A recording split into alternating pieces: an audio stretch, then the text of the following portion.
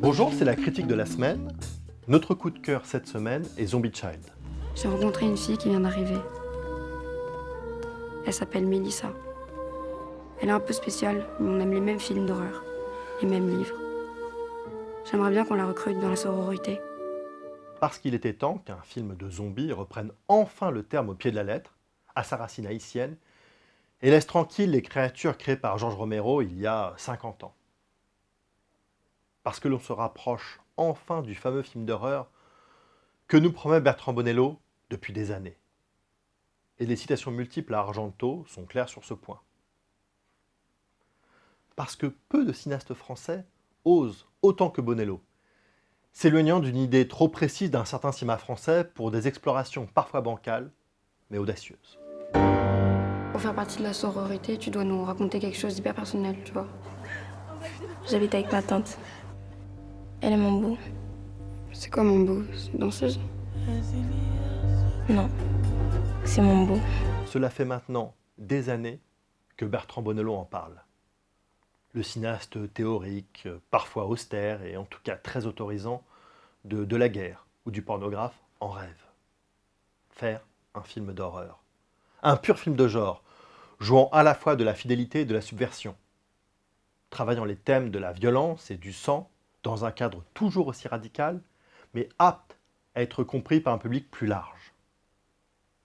Un projet qui s'inscrit bien dans la contradiction majeure de l'artiste Bonello, toujours tiraillé entre un art hautement réflexif et le besoin d'une expression plus pulsionnelle, immédiate, dans laquelle on peut aisément distinguer le musicien qu'il fut durant la première partie de sa vie. Entre l'immédiateté et la construction intellectuelle, un grand écart auquel s'adressait déjà le film précédent du metteur en scène, Docturama, présenté comme une sorte de geste de révolte, aussi brut et ressenti que Saint-Laurent était pensé et travaillé.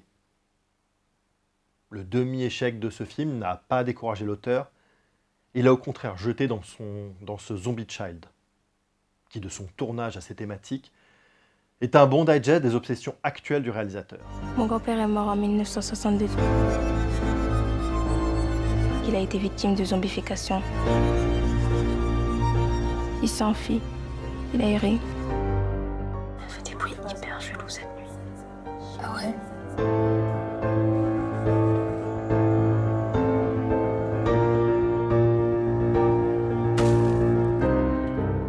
Je suis une amie de Mélissa. Vous faites du vaudou, vous pouvez m'aider à vivre. Il faut pas prendre ça à la légère. En effet, avant d'être un long métrage, Zombie Child est d'abord un projet. Celui d'un film écrit, construit, financé et tourné en un an.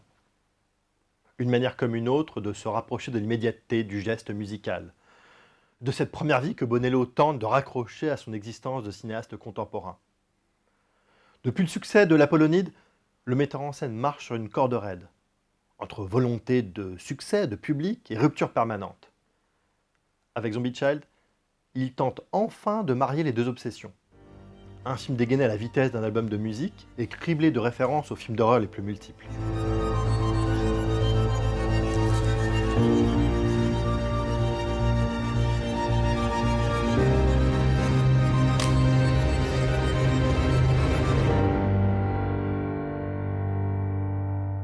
Mais comme bien entendu, chez Bonello, rien n'est jamais si simple. L'horreur tente ainsi de revenir aux sources, tout en semant du coup une certaine confusion chez les amateurs les plus récents des zombies post-Romero. Nous sommes donc de retour dans la tradition première du zombie, la créature revenue des morts par un sortilège vaudou pour devenir l'esclave de celui ayant jeté le sort. Une tradition un peu tuée par La Nuit des Morts Vivants, malgré un beau film de Wes Craven à la fin des années 80, et une tradition qui inspire aussi à Jacques Tourneur l'un de ses classiques. Là-dessus, le cinéaste instaure deux temps. Celui d'un passé de 50 ans qui dépeint en Haïti le trajet d'un zombie qui s'éveille à sa condition maudite et tente d'en échapper, et le présent d'un pensionnat très sélect où l'arrivée d'une nouvelle étudiante d'origine haïtienne va enclencher une spirale finalement désastreuse. Le lien entre les deux époques n'est pas une surprise. Le premier est l'ancêtre de la seconde, et la jeune femme est bien l'enfant zombie éponyme. Mais elle ne succombe pas à une nature qui serait funeste. Et le scénario programmé, celui de la jeune femme laissant s'échapper un monstre en elle, fuit toujours, pour faire de l'enfant plus sage, la vraie déclencheuse du drame. Manière évidente de rappeler que, pour l'auteur, les monstres ne sont jamais là où ils devraient être. Ils se révèlent finalement dans une séquence finale éprouvante, où le baron Samedi en personne sort de l'ombre. Cette séance vaudou, climax du film, unit enfin les deux grands axes du metteur en scène. Cette horreur, qui a hanté en filigrane plusieurs séquences de Tirésias ou de l'Apollonide, et la danse. Le moment de l'enivrement, du laisser-aller, du sens créé par la pulsion pure. Cet instant derrière lequel Bonello ne cesse de courir de film en film.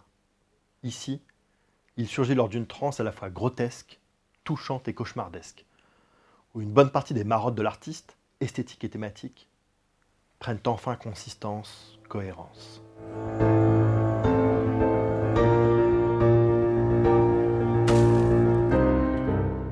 Que reste-t-il de Zombie Child?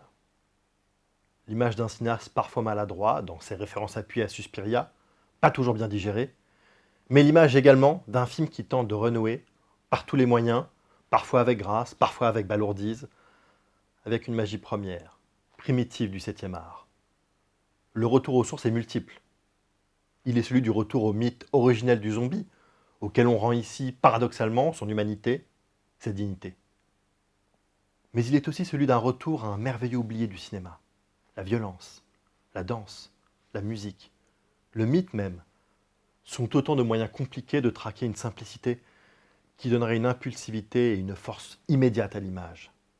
Cet état suspendu que cherchent souvent les héros de Bonello, du cinéaste du pornographe à l'avatar cynique de l'auteur dans De la guerre, cet idéal est aussi celui que cherche l'une des jeunes héroïnes du film, qui va tenter le vaudou pour une raison stupide, anecdotique, et convoquer des forces qui la dépassent. Mais cet idéal, il est surtout contenu dans le corps de la vraie héroïne du récit, cet enfant zombie, survivante des catastrophes, qui danse toute seule quand personne ne la regarde. Une vraie marque de respect dans l'œil d'un Bonello. Et c'est sur son image, perchée et mystérieuse, que se clôt le film. Bonello n'a toujours pas vraiment atteint la grâce, mais il cherche, et ne songe visiblement pas à abandonner.